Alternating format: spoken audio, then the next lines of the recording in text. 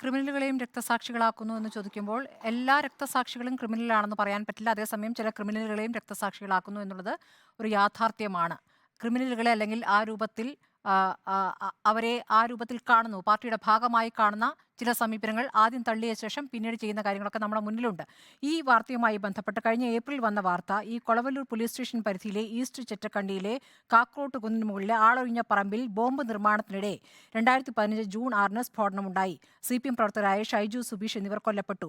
4 പേർക്ക് പരിക്കേറ്റു. സ്ഫോടനത്തിൽ പാർട്ടിക്ക് പങ്കില്ലെന്നും തെറ്റായ വിവരങ്ങൾ പ്രചരിപ്പിച്ച് എതിരാളികൾ രാഷ്ട്രീയ നേട്ടത്തിന് ഉപയോഗിക്കുകയാണെന്നാണ് അന്ന് കോടിയേരി ബാലകൃഷ്ണൻ പറഞ്ഞത്. നിങ്ങൾ രണ്ടുപേരും പറഞ്ഞത് ശരിയാണ്. അന്ന് തന്നെ ഇവരെ തള്ളിക്കൊണ്ട് ഒരു നിലപാടെടുത്തിട്ടില്ല. പക്ഷേ ബോംബ് നിർമ്മാണത്തിനിടെ കൊല്ലപ്പെട്ടവർ എങ്ങനെ രക്തസാക്ഷികളാകുന്നു എന്നൊരു ചോദ്യമുണ്ട്. അത് ബോംബ് നിർമ്മാണമാണ് എന്ന് സമ്മതിക്കുന്നില്ല. വേറെ പല ഉദാഹരണങ്ങൾ നമ്മുടെ മുന്നിലുണ്ട്. ഇപ്പോൾ TP കേസിൽ ഈ ജ്യോതി ബാബു, KK കൃഷ്ണൻ ഇവരെ ജീവപര്യന്തം തടവിന് ശിക്ഷിക്കപ്പെട്ടവരാണ്. ഇവരെ പാർട്ടി തള്ളിപ്പറഞ്ഞിരുന്നു. ഈ ജ്യോതി ബാബുവിനെയൊക്കെ തള്ളിപ്പറഞ്ഞിരുന്നു. പക്ഷേ ഈ കോടതിയിലേക്ക് കൊണ്ടുവരുന്ന ഘട്ടത്തിൽ പാർട്ടി നേതാക്കൾ തന്നെയാണ് ഇവരെ കൊണ്ടുവന്നിരുന്നത്. അത് നമ്മുടെ മുന്നിലുള്ള ദൃശ്യങ്ങളാണ്. ഈ പാനൂർ ബോംബ് സ്ഫോടനം, ഇപ്പോൾ ഏറ്റവും ഒടുവിലുണ്ടായ പാനൂർ ബോംബ് സ്ഫോടനത്തിൽ അറസ്റ്റിലായിരിക്കുന്ന ക്വാറി മാനേജർ, അയാൾക്ക് ഈ കേസിലെ പ്രതിയായ KK കൃഷ്ണനുമായി ബന്ധമുണ്ട് എന്നുള്ള വാർത്ത വരുന്നു. ഇങ്ങനെ പല രൂപത്തിൽ ഇപ്പോൾ TP കേസിലെ പ്രതികൾക്ക് പരോൾ നൽകുന്നതിലടക്കം കാണിച്ചിട്ടുള്ള കാര്യങ്ങളൊക്കെ നമുക്കറിയാം. മാത്രമല്ല പല കേസുകളിലും പ്രതികളായവരുടെ കുടുംബങ്ങൾക്ക് പാർട്ടി കളയും ഒരു വശത്ത്, എന്നിട്ട് അവരുടെ കുടുംബത്തെ സഹായിക്കും. ഇത് നമ്മൾ കണ്ടാണ്. ഈ KC രാമേന്ദ്രന്റെ കാര്യത്തിൽ KC രാമേന്ദ്രനെ, TP കേസിലെ പ്രതി KC രാമേന്ദ്രനെ പാർട്ടി നടപടിയെടുത്തു. ആ നടപടി ജയിലിൽ പോയിട്ടാണ് അദ്ദേഹത്തെ അറിയിക്കുന്നത്.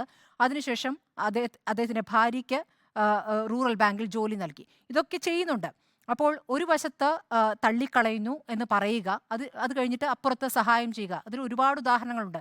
TP കേസിലെ പ്രതികളുടെ പരോളും ഈ പ്രതികൾ പുറത്തിറങ്ങി പാർട്ടി നടത്തിയതിന്, ലഹരി ഉപയോഗിച്ചതിന് പിടിയിലായതും അവരെ ഏതൊക്കെ തരത്തിൽ നേതാക്കൾ ന്യായീകരിച്ചു എന്നൊക്കെ നമ്മുടെ മുന്നിലുണ്ട്.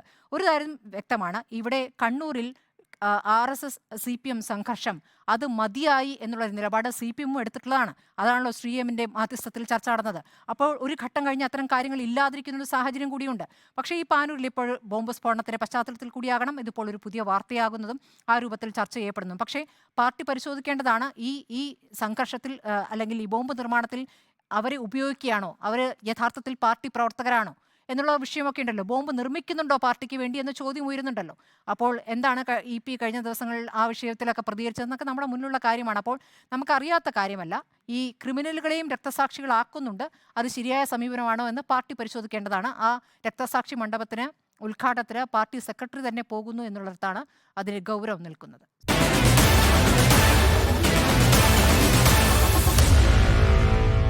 Meet the editors.